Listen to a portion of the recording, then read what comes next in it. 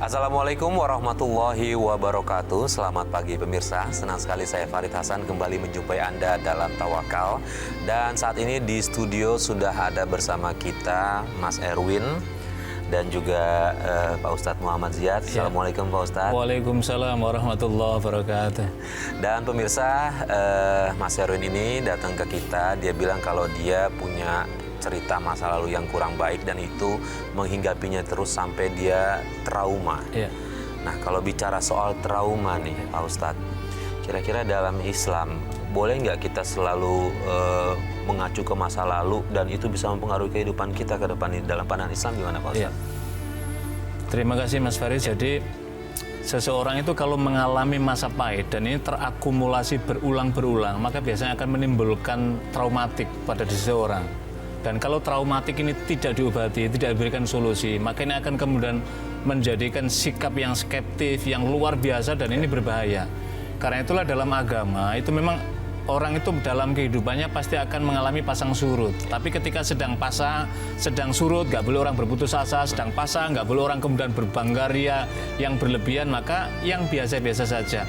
Lah, orang yang traumatik ini adalah orang yang kemudian akhirnya melahirkan perasaan yang nggak nyaman dan pada akhirnya nanti akan menimbulkan penyesalan yang berkepanjangan. Maka Islam menuntun jalan, misalkan di dalam surat Yusuf menjelaskan wala ta'asu min rohillah, janganlah engkau berputus asa dari rahmat Allah.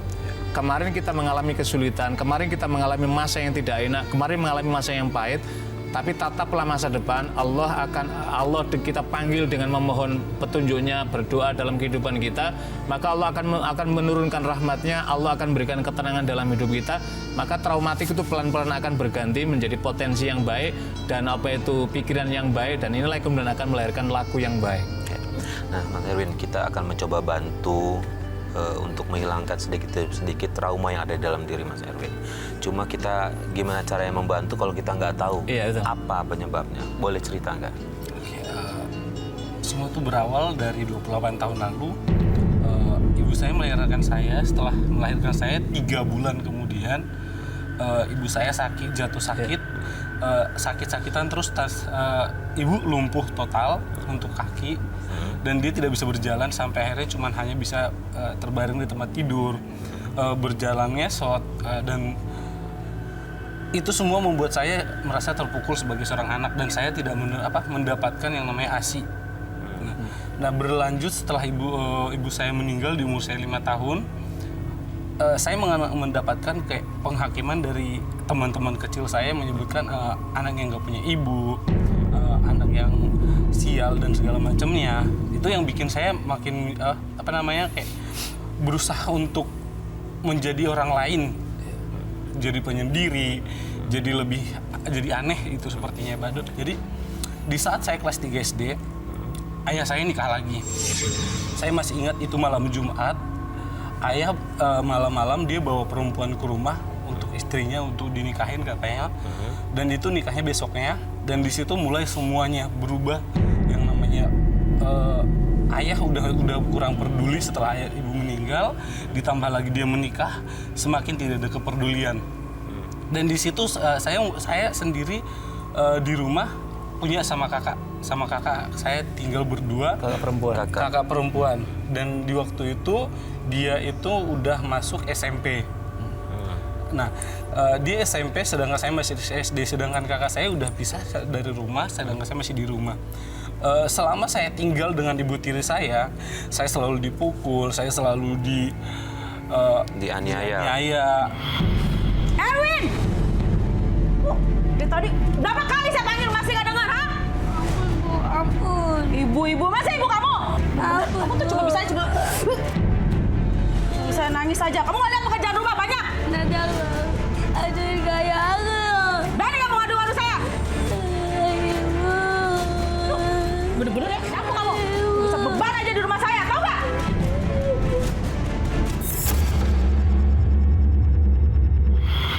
Terus perlakuan ibu tiri kamu ke kamu itu ayah kamu tahu nggak? Atau kamu pernah bilang nggak ke ayah kamu? Pernah bilang ke ayah. Tapi ayah selalu ngebela ibu tiri ini karena dalam konteks apapun yang dilakuin sama dia, ayah selalu membela dia.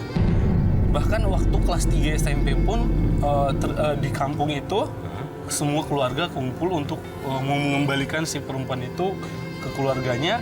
Tapi ayah selalu membela, dia pasti berubah, tapi ternyata nggak ada perubahan sama sekali. Berarti intinya ayah kamu saat itu tahu kalau ibu tiri kamu jahat. Gitu ya. Tahu. Kamu sendiri bisa ngebaca nggak apa penyebabnya kenapa ibu tiri kamu jahat? Saya sih kurang paham kalau kenapa dia seperti itu. Apakah ada motif lain gitu, misalnya mau ngambil harta kekayaan orang tua kamu mungkin, atau memang dari awal nggak suka sama kamu, keberadaan kamu, atau apa gitu? Dia bawa anak satu. Dan anak itu selalu dimanja. Dan kita nggak boleh ngapa-ngapain itu anak. Dan itu anak nggak boleh ngapa-ngapain sedikit pun. Apapun yang saya lakuin selalu salah. Dia sering ngompor-ngomporin ibu tiri saya biar saya dipukul, biar saya dimarahin gitu. Apapun yang di tangan sama dia, di tangannya dia bisa dipukulin ke saya. Nah, Pak Ustadz, kemudian apakah kedudukan ibu tiri ini hak dan kewajibannya sama dengan anak angkat? Ya, jadi begini Mas Farid, kalau kita lihat kisah tadi kan sama Mas ini kan umur Erwin. 5, Mas Erwin umur 5 tahun, kakaknya SMP kira-kira begitu kan. Jadi ini ketika anak ditinggal orang tuanya yang laki ataupun yang perempuan, kebetulan ini ibunya meninggal, maka dalam Islam orang disebut sebagai yatim tapi piatu dia. Ya. Itu kan ada berbeda dia. Kalau yang meninggal bapaknya beda. Lah karena itulah ketika ayahnya ini kemudian menikah lagi, maka seharusnya mencari, ini juga menjadi pelajaran pada kita semua para pemirsa dalam kehidupan masyarakat, bahwa kalau ada orang meninggal ibu kemudian ayah mencarikan dan punya anak, carilah ibu yang bisa mewakili untuk pendidikan anaknya. Ya. Kalau kasus tadi itu kan Mas Erwin tidak mendapatkan itu kan, nggak mendapatkan itu sama kakaknya, nggak mendapatkan itu, apalagi kemudian anak. Kemudian apa kedudukan ibu tiri ini? Kalau di dalam Islam sesungguhnya ketika ini sudah ada seorang wanita dinikahi oleh orang tuanya, oleh ayahnya dalam hal ini, maka ini sudah menjadi mahramnya atau muhrimnya dari anak-anak ini. Ya. Karena itulah anaknya laki-laki nanti kalau besar, kemudian bapaknya misalkan meninggal, maka tidak boleh menikahi wanita yang sudah dinikahi ini, dan anaknya tidak boleh dinikahi oleh bapaknya misalkan dekat di sini. Begitu juga sebaliknya kalau ada perempuan dengan dapat laki-laki dalam konteks di sini. Ya. Lah, kedudukannya apa? Kedudukannya ke dalam konteks jadi sebagai ibunya, yang anak menghormati. Ibu memperlakukan secara baik sebagaimana anaknya sendiri.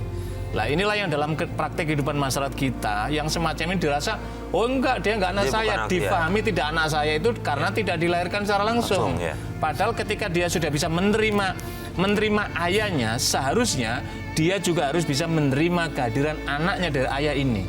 Sama juga ketika ini tadi dengan anak tadi kan membawa anak sendiri, ini adalah saudara tetapi saudara tiri masing-masing. Ini kalau sudah dewasa ini ada aturannya lagi dengan perempuan dalam pergaulan dan lain-lainnya. Tetapi praktek tadi, Mas Erwin tadi kan mendapatkan kasih sayang. Kasih sayang inilah yang mahal dalam kehidupan keluarga. Makanya ketika orang tua, terutama bapak misalkan salah satunya tidak ada, itu kenapa Nabi menganjurkan kafilul yatim, ya orang yang menyantuni yatim kalau tidak ada menikah lagi di antara keduanya ini, supaya kasih sayangnya tidak terputus dari orang tua diwakili oleh orang tua yang lain kepada anaknya. Apalagi dalam hal ini adalah langsung dinikahi oleh ayahnya, maka sudah menjadi kewajiban orang tua dari ibu ini menjadi ibu dari anak dari Mas Erwin dan juga dari kakak perempuannya tadi itu. Artinya kedudukannya sama. Sama kedudukannya dengan anak. Iya, perlakuannya adalah harus sama. ya. Perlakuan sama, dia seperti anaknya gitu loh. Bedanya kan tidak bisa mewarisi saja dalam Ya. konteks karena dari harta dia hanya mewarisi dari bapaknya saja, bapaknya, dari ya. ibunya tidak kan konteks itu kan hanya. Tapi perlakuannya sama, perlakuannya, perhatian, kasih sayangnya seharusnya adalah sama sebagai mewakili daripada ibunya gitu loh. Nah, Mas Erwin, tadi Mas Erwin bilang setiap sebenarnya ayahnya Mas Erwin tahu nih ibunya Mas Erwin sering jahat. Tapi kenapa selalu percaya gitu? Apa sih yang bikin ayah kamu tetap terus percaya sama ibu tiri kamu? Saya juga kurang paham seperti apa. Cuman ayah saya kayaknya nurut apa yang dibilang sama ibu tiri saya. Apapun yang dia bilang nurut, apapun yang disebutin nurut, apapun yang diminta diturutin. Bahkan saya berkali-kali kena marahin sama ayah saya. Pernah suatu waktu ayah saya hampir membunuh saya gara-gara dikomporin sama adik tiri saya. Ayah saya sampai ngambil golok, dia sampai itu benar-benar nyakitin banget sampai saat ini. Salah satu kebencian saya sama ayah saya gara-gara itu.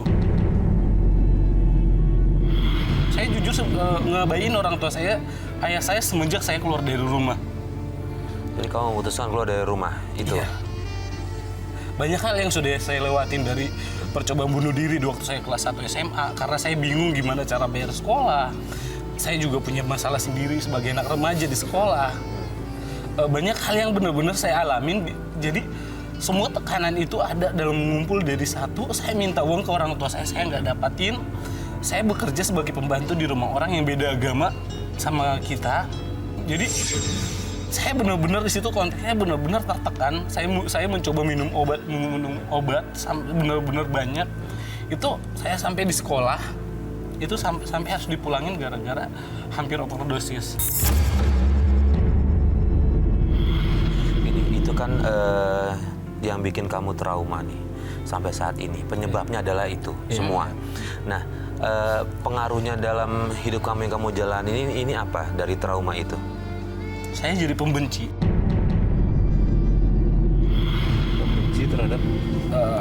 Pembenci terhadap perempuan lebih tepatnya. Ya. Jadi lebih banyaknya untuk mempermainkan perempuan. Jadi begini Pak, inilah saya kira para pemirsa sekalian, para keluarga muslim, ini harus menjadi perhatian. Kalau tadi kan kenapa Mas Erwin ini sampai kemudian perilakunya sedemikian jauh dari agama, karena ada traumatik besar tadi itu. Dan ketika ayahnya menikah, dia makin menjauh karena perlakuan daripada perempuan. Jadi ada kisah menarik Mas. Jadi ketika Umar bin Khattab itu dilapori dari sahabat yang lainnya, melaporkan mengenai perilaku anaknya yang nakal. Nah, singkat cerita, orang ayah ini laporlah kepada Umar, ya Umar, saya tidak sanggup lagi, anak saya begini. Umar tidak serta-merta hanya menerima satu informasi. Maka kemudian panggil anakmu. Kemudian anaknya dipanggil. Wahai Fulan, betul kamu melakukan begini-begini? Nah, oh iya Amir, begini. Kenapa lu kan? Karena ayahku tidak menjadikan ibu yang baik untukku. Apa maknanya? Maknanya adalah ayah ini menikah kemudian punya anak tadi, ibunya ini tidak pernah memberikan pendidikan yang baik kepada anaknya, sehingga perilaku anaknya ini tidak dalam tuntunan agama, sehingga dia melakukan kenakalan. Maka Umar apa jawabnya? Umar langsung tidak memvonis bahwa anaknya nakal, tidak, tetapi kemudian menegur ayahnya. Kenapa anakmu seperti itu? Karena engkau tidak menyiapkan dan engkau tidak mencarikan ibu yang baik untuk anakmu. Maknanya apa? Ini adalah untuk introspeksi dalam konteks itu di sini. Lah tadi itu cerita dari Mas Erwin tadi, kenapa ayahnya begitu menuruti kemauan? Mungkin karena cintanya terlalu tinggi. Wah, dia ada ketakutan nanti karena pengalaman ditinggal, ibunya sudah meninggal, maka sehingga apa saja berarti. Dan dia lupa bahwa ada aset termahal bagi dia adalah dua anaknya ini. Yang akhirnya adalah sekarang ketika kita melihat kisah tadi, itu kisah yang luar biasa ini Mas. Ini kan karena traumatik yang berkepanjangan akhirnya membentuk dalam perilaku tadi itu gitu loh. Lah karena itulah inilah pentingnya saya kira tuntunan agama dalam kehidupan keluarga untuk anak-anak kita. Jangan sampai ini terulang dalam kehidupan keluarga muslim yang lainnya gitu loh. Ini juga menjadi Mas Erwin itu juga memberikan pengalaman ini bukan bermaksud untuk cerita enggak, tapi ingin mencari solusi supaya kembali ke jalan yang lebih baik dan tidak ada orang lain yang mengulang kasus yang tidak baik seperti ini. Ini kan sama-sama memberi pelajaran dan dipelajari untuk yang lainnya. Nah, Mas Erwin dari sekian banyak wanita, boleh tahu nggak berapa nih jumlah wanita yang sudah dipermainkan seperti itu? Untuk jumlahnya sih lebih dari 13 termasuk tante-tante.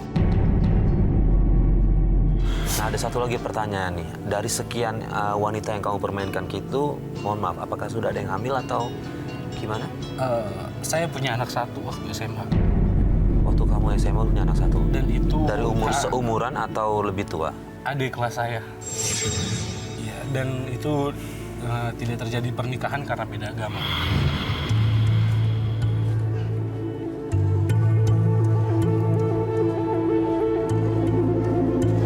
Sayang, kamu kemana? Tunggu di sini. Aku mau ngasih tahu kamu sesuatu. Apaan? Aku hamil. Kamu nikahin aku. Kamu hamil. Hamil sama siapa?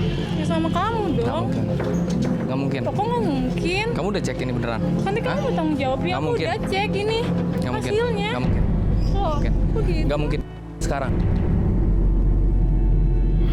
Ikut gue. Aku nggak mau digugurin. Enggak. Sekarang ikut gue. Kalau nggak mau lu ikutin, dengerin gue. Dengerin kata-kata gue. Kalau misalkan lu nggak mau, jangan hubungin gue lagi. Nggak ada kata-kata nikah lagi.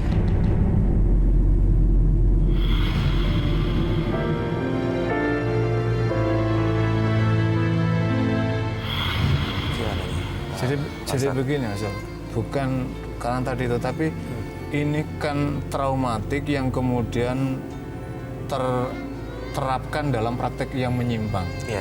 Jadi tadi maksudnya kan ingin melakukan, kan sini prakteknya sebenarnya ini kan dendam ini. Iya. Dendam akibat praktek ibu tiri tadi kan begitu tepatnya kan, atau praktek dari bapaknya yang tidak memberi perhatian.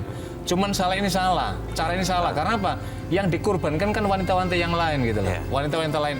Inilah yang saya kira. Kalau dalam konteks agama, ini Mas Erwin ini juga ini bagian dari pintu sekarang dengan seperti ini kan membuka untuk ruang, membuka apa itu jalan hidup baru. Ini kan masuk dalam jenis yang kalau di dalam hukum itu kan murtakibul kabair, dosa masuk dalam dosa besar. Ada tujuh dosa besar. Salah satunya adalah masuk dalam kategori perzinahan. Ini kan perzinahan yang direncanakan. Dalam mana apa ada yang tidak ada direncanakan. Maksudnya ini karena dendam tadi kemudian diluapkan dalam tadi itu. Dan perzinahan ini adalah jalan fahisha. Fahisha itu artinya ada perbuatan keji yang kalau sesungguhnya orang akan membelokkan pandangan karena melihat tadi itu. Ini kan kemudian sampai terulang sampai berapa kali tadi. Kurbannya banyak tadi. Saya kira ini perlu untuk diakhiri. Mas Erwin kemudian membuka jalan hidup baru lagi. Bahwa jalan ini menyakitkan banyak orang, justru semakin menghancurkan masa depan kita.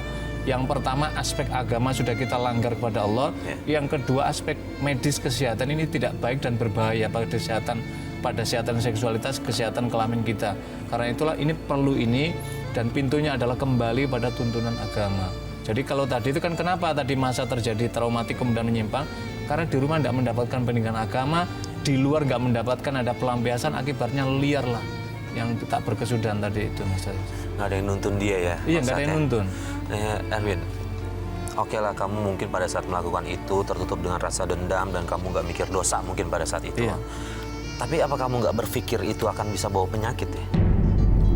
Soal masalah penyakit, saya selalu berusaha untuk menjadi orang yang aman. Saya selalu menggunakan pengaman.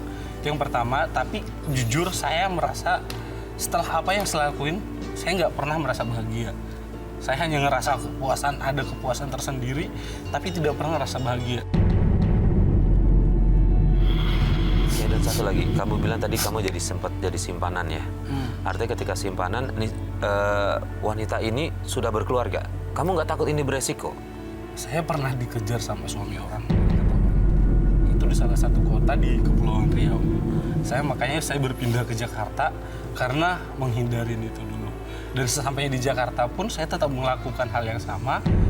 Sampai suatu ketika saya kenal sama wanita, tante-tante, dan ternyata dia sudah mendapat penyakit. Sayang, Kenapa, Tan? kamu kemana aja sih? Aku sibuk kuliah, Pak. Pusing sekarang. Tahu nggak? Kenapa, Tan? Aku kangen banget. Masa? Om nggak pulang? Apa-apaan ini? Kamu selingkuh ya? Ini nggak seperti yang Papa pikirkan. Berani-beraninya kamu selingkuh sama istri saya. Om. Kurang aja. Aduh, Om. Bisa dijelasin sama Tante, Om. Aku bukan, Om. Aku bukan yang Asal bikin, kamu Om. tahu ya, istri saya ini udah terinfeksi virus HIV positif. Jadi sekarang kamu pasti ketularan, sebentar lagi mati. Nggak mungkin. Tante, nggak mungkin kan? Bener nggak yang dikatain sama Om? Serius, Tante? Tante? Nggak mungkin. Nggak mungkin, Tante! Aku nggak mungkin sakit, Tante! Sudah, pergi. Om! Manusia gak berguna. Pergi. Sudah pergi sana.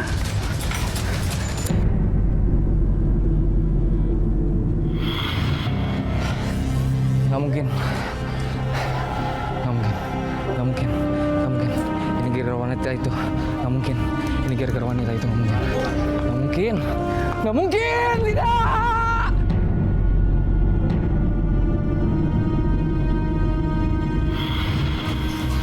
Nah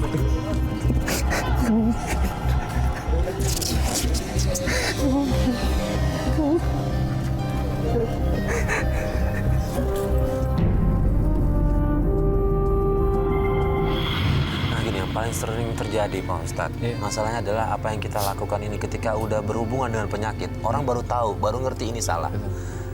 Ya, ini gimana menyikapinya nih Pak Ustadz? Iya. Jadi begini, kalau kita lihat tuntunan agama, setiap ada perintah itu pasti ada hikmah manfaat yang luar biasa. Dan setiap ada larangan Tuhan, larangan Allah di dalam Al-Quran dan hadis Nabi, melalui lisan Nabi SAW, itu pasti ada mudarat yang lebih besar. Contoh, ketika orang kenapa diperintahkan sholat, ada nilai manfaat ketenangan batin diri dia, manfaat dalam budaya. Larangan misalkan, kenapa minuman keras dilarang misalkan, itu karena membawa efek negatif pada kesehatan kita. Kenapa zina itu dilarang? Karena membawa efek apa? Harga diri kita akan hancur di mata orang lain. Dosa kita besar, yang tak kalah berbahayanya adalah penyakit. Dan apalagi kalau sudah berganti-ganti, kan di Kementerian Kesehatan sudah menyampaikan berganti-ganti itu adalah penyakit lebih besar, dan sampai hari ini penyakit mematikan itu belum ada obatnya.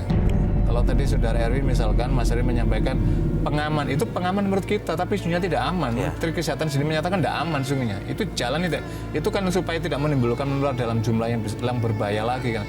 Tapi ini jalan yang tidak baik bagi kesehatan, apalagi ini adalah dosa besar kita kepada Allah, maka harus segera ada niatan untuk kembali ke jalan yang lurus. Kalau tadi kan ada hal penting tadi yang sampaikan Mas Erwin, meluapkan dendam, kemudian akhirnya meluapkan kehidupan seks yang bebas tadi, ternyata tidak pernah mengalami ketenangan.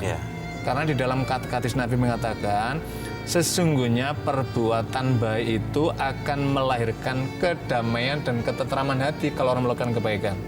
Wal ismu, sedangkan orang yang melakukan perbuatan dosa, maha kafi nafsika watarodada fi sotrika, sesuatu yang dapat menimbulkan hatimu tidak tenang dan jiwamu bergolak. Ini kan bergolak ini, tidak tenang. Karena itu kembalilah ke jalan yang benar. Nah Mas Erwin, setelah mengetahui itu, Erwin, apa yang Erwin harapkan nih ke depan nih? Mungkinkah misalnya mencari pasangan yang benar dan kemudian menikah, membangun bahtera rumah tangga dengan tidak mengulangi apa perlakuan dari ayah Erwin atau yang trauma-trauma sebelumnya? Sebenarnya saya sangat ingin menikah, cuman saya masih takut. Apa yang ditakuti? Saya takut yang namanya menyakiti mereka. Saya takut yang namanya cuman menjadi beban di masa depannya mereka. Saya juga takut anak saya ngalamin apa yang saya alamin waktu kecil. Mungkin saya bisa belajar dari apa yang saya alamin, cuman itu tidak menutup kemungkinan saya bisa seperti ayah saya. Gini, Pak Ustadz, kalau menurut saya nih Pak Ustadz ya, apa yang dialami dari traumanya Mas Erwin ini adalah ketika ayahnya menikah dengan ibu tirinya. Ya, kalau menurut saya sih, ketika kita cari masalah, akarnya harus dicari dulu nih. Nah, Erwin ada pernah usaha nggak untuk nanyain lagi ke ibu tiri, menyelesaikan masalah ini? Erwin pengen berubah kan? Dan sejauh ini udah bisa berubah kan?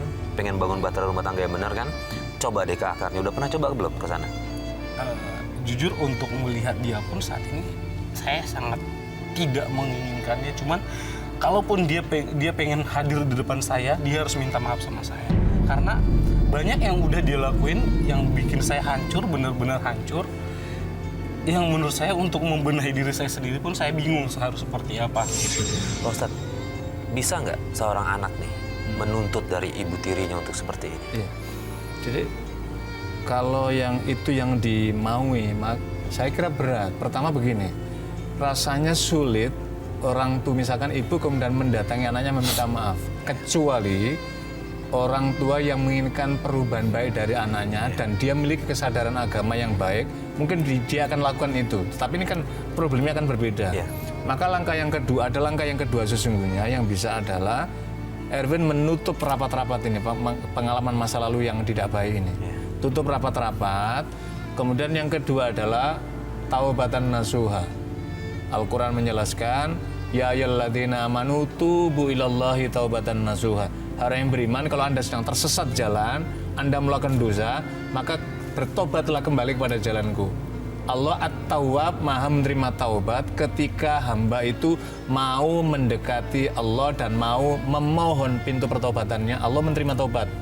Yang ketiga, bersungguh-sungguh berjanji untuk mengisi kebaikan-kebaikan dan tidak mengulangi. Kalau tadi Erwin tadi dengan perempuan-perempuan tadi, cara tutupnya apa? Hapus semua nomor itu bagian dari ikhtiar itu, tidak usah mendekat ke tempat-tempat tadi itu.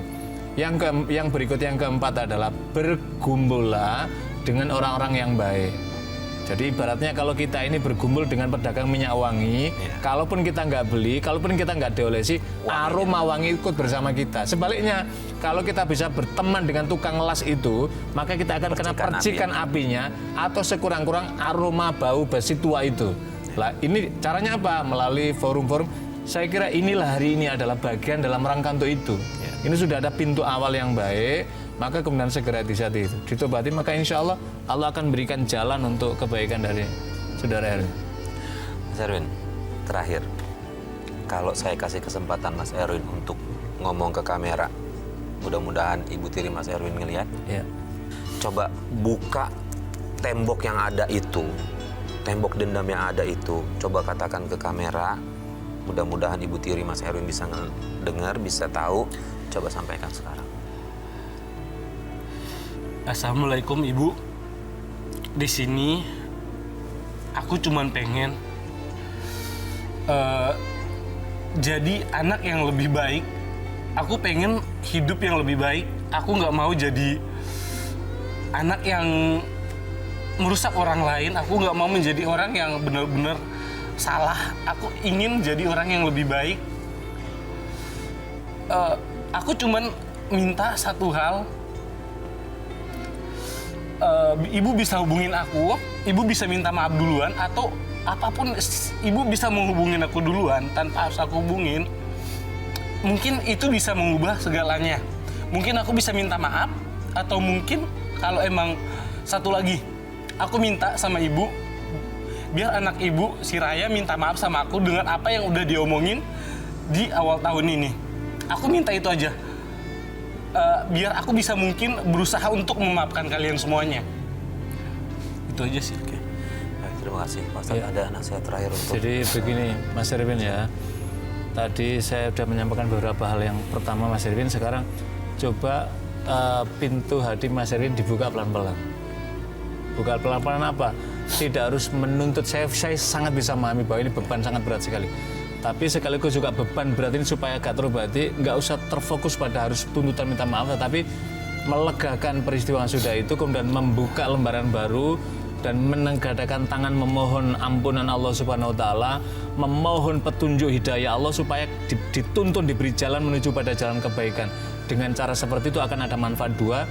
Pikiran Mas Erwin akan beban akan terkurangkan.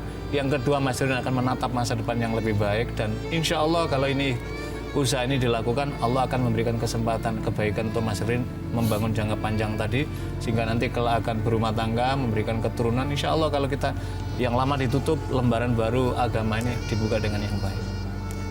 Mudah-mudahan. Insya Allah. Saya ngerti, mungkin Mas Erwin sekarang belum bisa nerima. Betul. Tapi dengan mencoba pelan-pelan, apa kata Pak Ustadz tadi, coba dijalanin dulu aja. Memang berat mungkin, hilangin rasa dendam dan trauma itu berat banget. Nggak usah jauh-jauh nuntut minta maaf dari Ibu Tiri dulu, coba jalan itu dulu. Siapa tahu dengan cara itu, dengan sendirinya, semua masalah bisa selesai.